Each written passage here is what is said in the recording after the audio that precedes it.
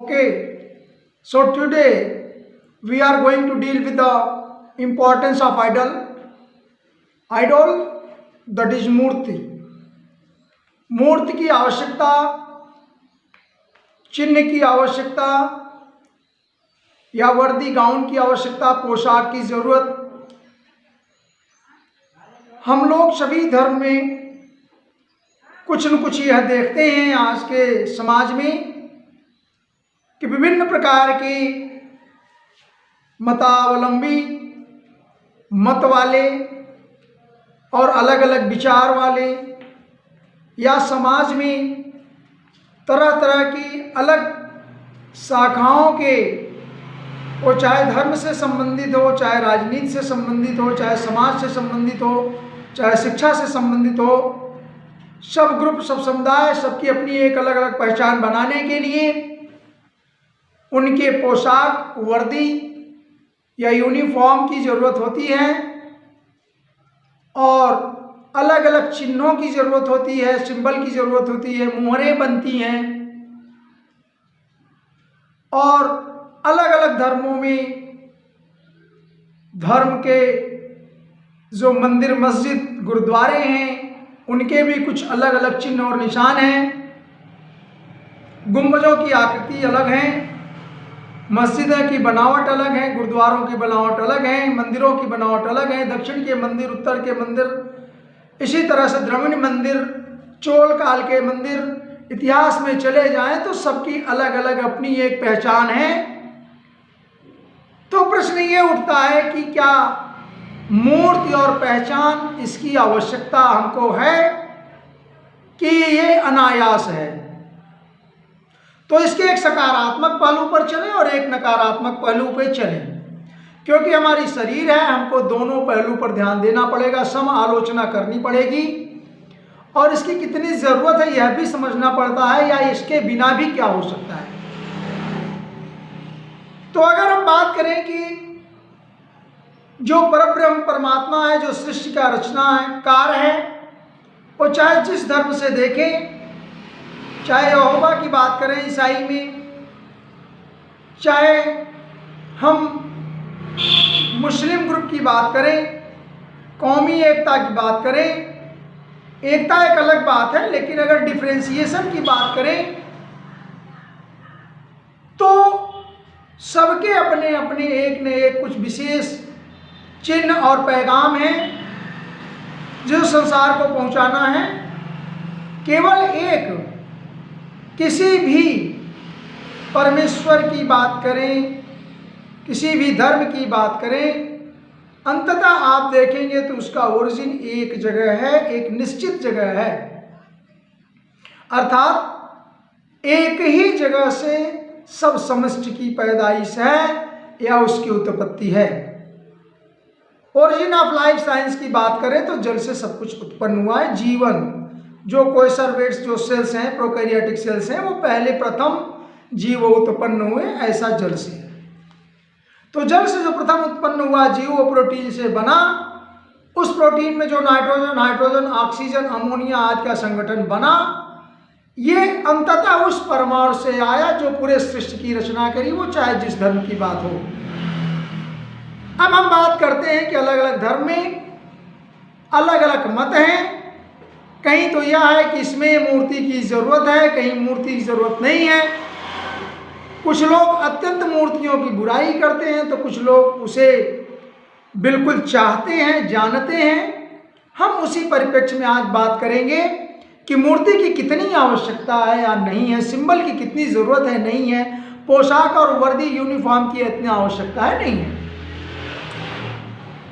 तो देखिए, जो निराकार ब्रह्म है, ब्रह्म तो निराकार है, उसका कोई फॉर्म नहीं है, कुछ कोई उसका रूप नहीं है.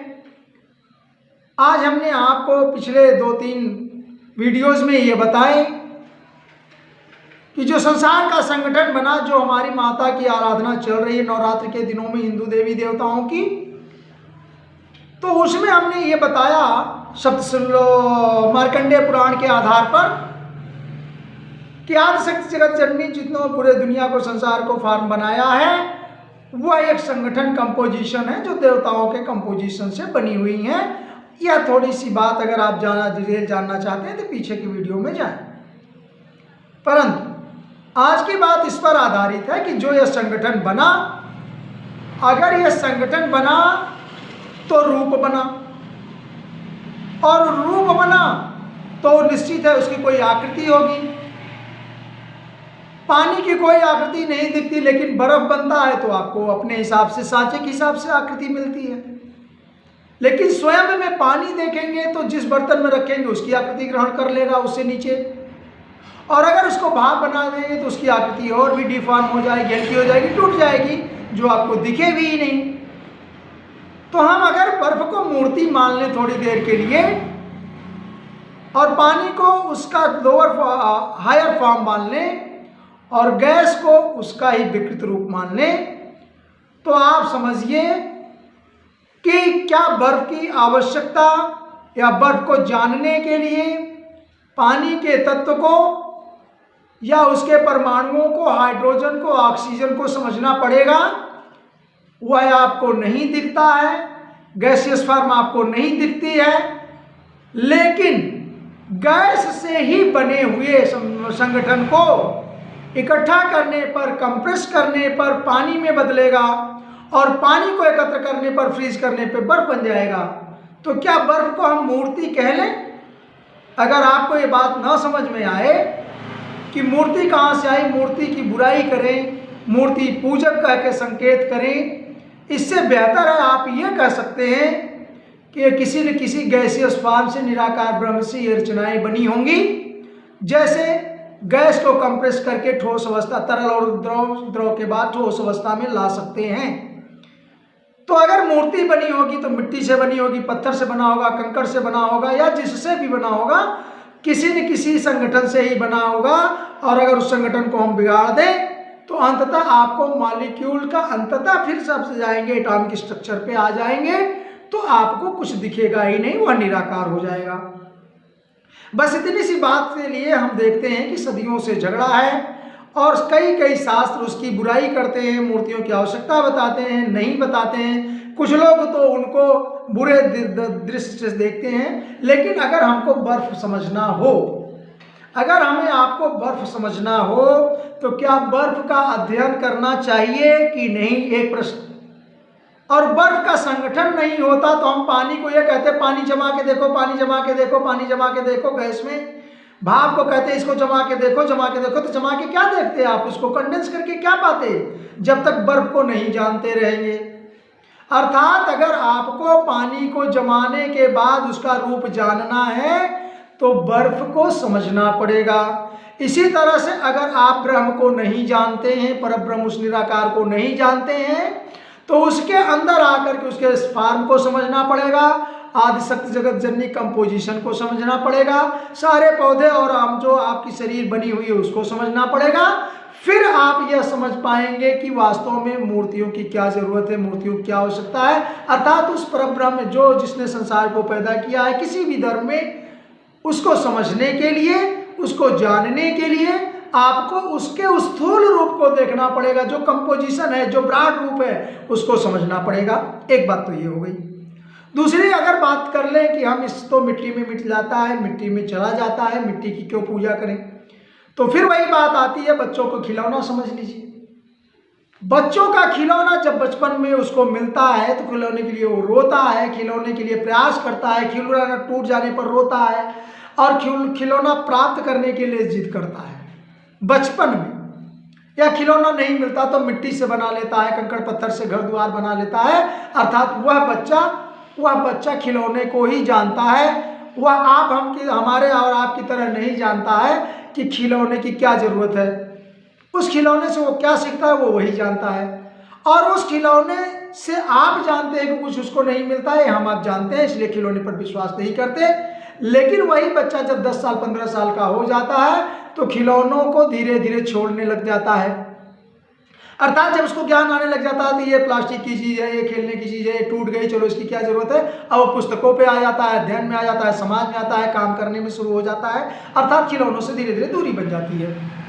और थोड़ा और उस तरह उतर जाने पर, शादी विवाह घर परिवार पर जाने के बाद वह उस स्तर को भी छोड़ देता है, खिलौनों को भी छोड़ देता है, फिर अपने भोजन पानी की व्यवस्था करता है, अपने कर्म पर आ जाता है और अपने शास्त्रों पे आ जाता है और विधि विधान के हिसाब से काम करता है। जिस धर्म में रहता हो, ईसाई में रहता हो, उस हिसाब से काम करने लग जाता है, पालन करने लग जाता है धर्म का, कर्म का। और अगर वो मुसलमान में है तो अपने उसमें चला जाता है, पारसी है उसमें चला जाता है, हिंदू है तो उसके हिसाब से धर्म कर्म करके अपना काम करने लगता है। अर्थात अब उसे खिलौनों की जरूरत नहीं है, क्योंकि उसका उत्तरोत्तर ज्ञान बढ़ गया है। तो इस तरह से अगर हम मूर्तियों को लोअर लेवल पर देख लें, चलो भाई वो बच्चों का खिलौना समझ के आप पूजा पाठ करते हैं। जो लोग नए धर्म में, जो लोग धर्म की बहुत प्रकार पराकाष्ठा नहीं जान पाते हैं, वो मूर्तियों से शुरू करते हैं, मस्जिदों से शुरू करते हैं, मंदिरों से शुरू करते हैं, सीढ़ियाँ बनाते हैं, घर बनाते हैं, अजान करते हैं, मंत्र पढ़ते हैं और अंततः जब उस परमात्मा को जैसे जैसे जानना शुरू कर देते हैं वैसे वैसे नीचे मूर्त, अजान ये सारे से दूरी बना करके और उसको भजनते हैं बिना कहे हुए। अंततः उसकी परिक्रमा करके आंख बंद करके भजन करते हैं उस निराकार का, ब्रह्म का।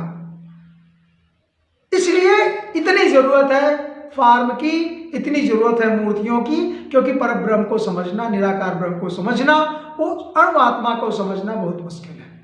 इसलिए वो साधन है।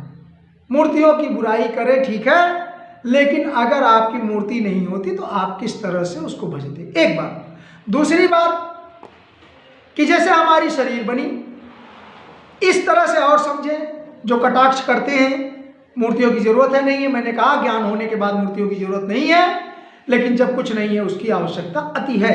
जैसे जिस बच्चे की मां नहीं हो, मां मर गई हो और शुरू में उसकी मां मर गई हो, तो जब आज आप उससे बात करें कि अपनी मां को ये खिला दो, ये भोजन बना दो, ये कर दो, वो कर दो, तो किस किस्म कपड़ा करके वो काम करेगा, किसका तर्पण करेगा, किसको श्राद्ध करेगा, या और धर्मों में किसको याद करेगा।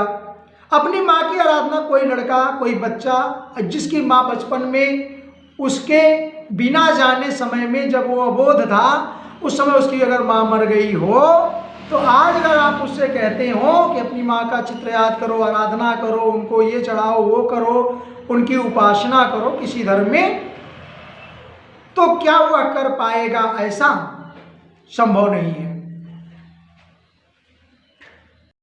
तो अगर देखें कि बच्चे के लिए उसकी माँ की मूर्ति होनी आवश्यक है, नहीं तो वह उसकी उपासना करने में मन को बांध नहीं पाएगा, क्योंकि मन बहुत चंचल है और यह मन किसी भी कौम के लोगों के पास है, सबके पास है। जो मूर्तियों में विश्वास नहीं करते वो भी अगर अपनी माँ के लिए कुछ समर्पण करना चाहते हो अपने जीवन में, और उनकी माँ उस समय नहीं हो, तो आप समझ सकते हैं कि उसको, उस माँ को याद करके कुछ समर्पण करने में कितना मुश्किल होगा। ऐसा नहीं है उसकी माँ की आत्मा नहीं है, आज भी है, लेकिन जिस बच्चे ने माँ की शरीर को देखा ही नहीं, उसकी कल्पना कैसे करे? तो आपको समझ में आ जाएगा वास्तव में माँ की शरीर की देखने की जरूरत थी। और एक बाद में उसकी तुलना कर ले जिसकी माँ अभी है और अब वो नहीं है, उसने खिलाया पिलाया सब कुछ किया, और मान लीजिए 30 साल बाद उसकी माँ नहीं है जीवन में, तो उस व्यक्ति के लिए जो 30 साल तक माँ की सेवा लिया, अब वह अगर उसके लिए आप कहेंगे कोई काम करेंगे, वह स्वयं कोई काम करेगा, तो उसे अपने माँ की याद आ जाएगी, स्वतः याद आ जाएगी कि उसने ये किया था, मेरी मम्मी ने हमको ऐसे खिलाया, ऐसे पिलाया। मतलब जब आप अनुभव करेंगे तो तुरंत माँ का चेहरा आ जाएगा, या तुरंत पिता का चेहरा आ जाएगा, या तुरंत आपके ऐसे लोगों का जो आपसे जुड़े थे उनका चेहरा याद आ जाएगा। तब आप समझ सकते हैं कि आपको कितनी आसानी है उनका आराधना और ध्यान करने के लिए। केवल हवाई बात कर देना कि परब्रह्म को पूजो, या उस मालिक को पूजो, या अल्लाह को याद करो, यह संभव तब तक नहीं है जब तक वह व्यक्ति विशेष उस अल्लाह, परमात्मा, परब्रह्म या यहोवा के बारे में जानता नहीं हो। अब जानने के लिए यह जरूरत है कि वह हमें आपके शरीर रूप में समझे, आपको जाने।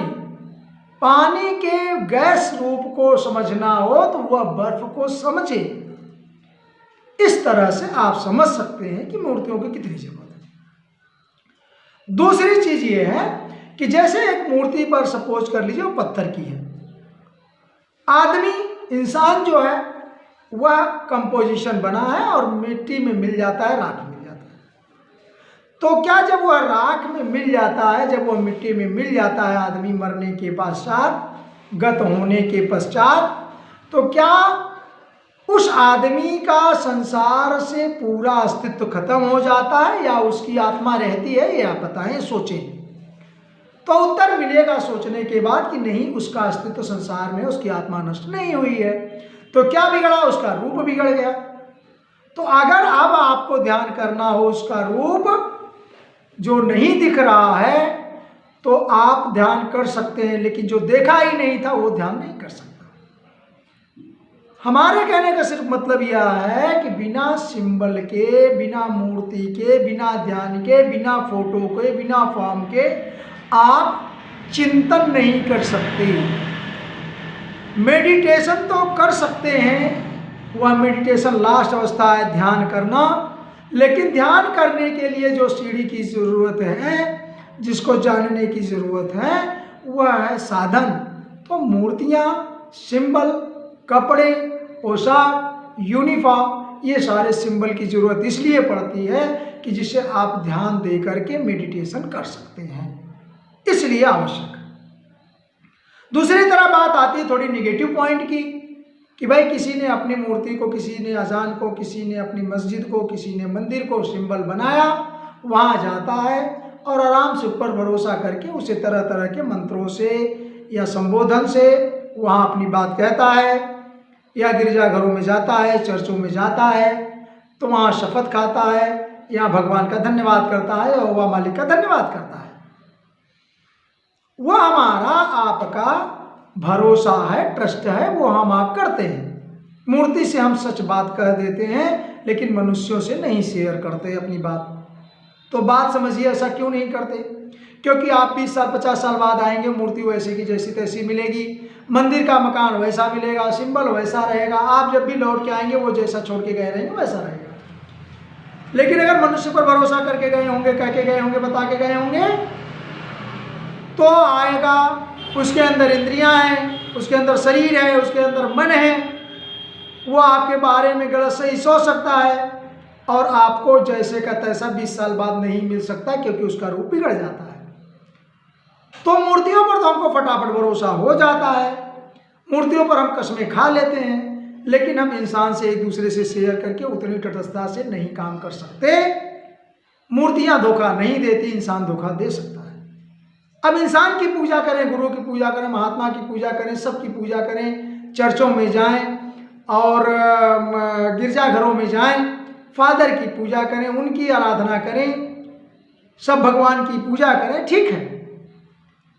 लेकिन इंसान बुराइयों का घर है, इंसान का शरीर बुराइयों का, इंद्रियों का, मन का संयुक्त रूप से बना हुआ आवरण है, जो कभी न कभी उसके अंदर बुराई भलाई या इंद्रियों में फंस करके उसमें कुछ गलतियां या विकृति आ सकती हैं, जैसा आज समाज में देखा है।